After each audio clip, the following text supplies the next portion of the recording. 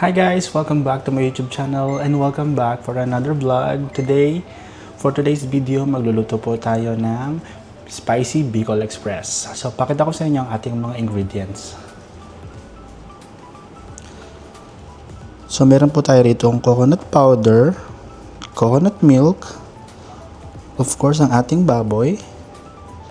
Meron tayong pork cubes, onion, garlic, ginger, of course, green chili dahil wala tayong red chili, black pepper, salt. Meron din po tayo ditong long beans or sitaw. So now, let's start with the cooking. So first, pakaluan natin yung ating baboy hanggang ma-dry siya and lumabas yung kanyang mantika.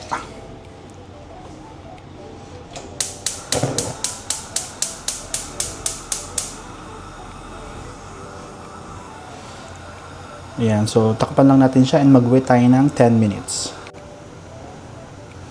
So after 10 minutes, check na natin siya. So ayan, nag-reduce na yung water niya.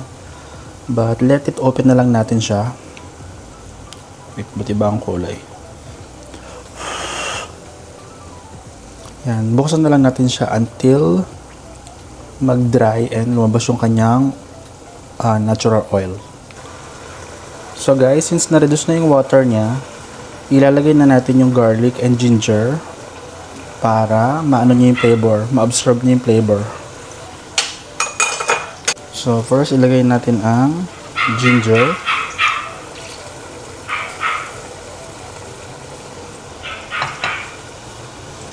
Then, sunod ang garlic.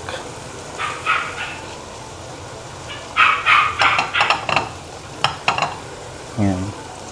Tapos later, kapag completely dry na siya, lalabas na yung natural oil niya. So, yun yung mag-toast dun sa garlic at ginger natin. Then, mix lang natin siya.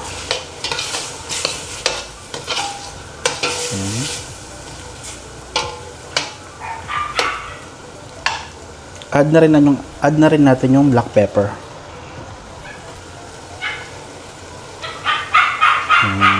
Konti lang. Later, lagyan natin yung the rest.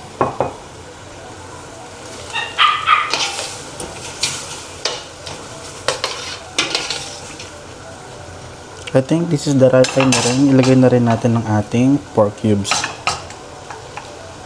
Para ma-absorb din niya yung flavor.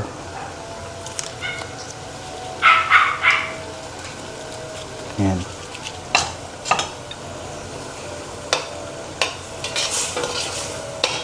Yan, balik tayo kapag lumabas na yung kanyang sariling mantika. Guys, completely na-dry na yung ating water.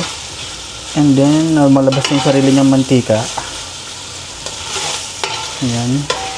So ngayon, ilalagay na natin yung ating coconut milk. So, i-pour na natin yung ating coconut milk. 2 lata ilalagay natin. Para sobrang creamy.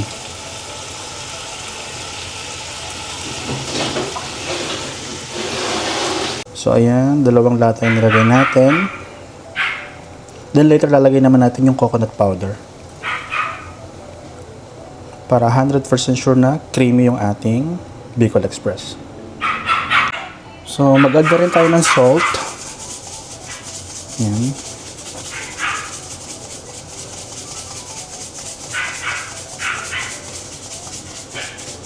And then, lagay na natin the rest ng ating pamintang durog. Okay, let it simmer for around 10 to 15 minutes. Kapag medyo nag-thick na yung milk, yung coconut milk, tsaka natin ilalagay yung powder. So, maglagay na rin tayo guys ng coconut powder. Kunti lang.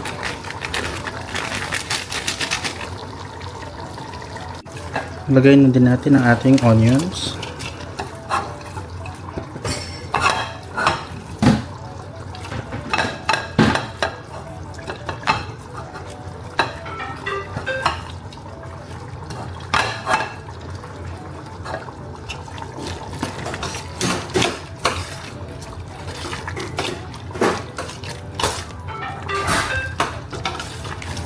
Lagay na rin natin ang ating sitaw.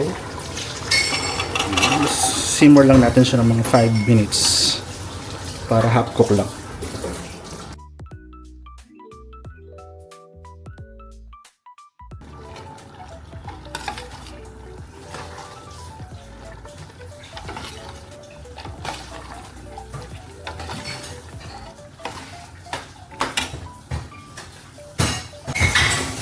So ayan guys, luto na ang ating spicy Bicol Express.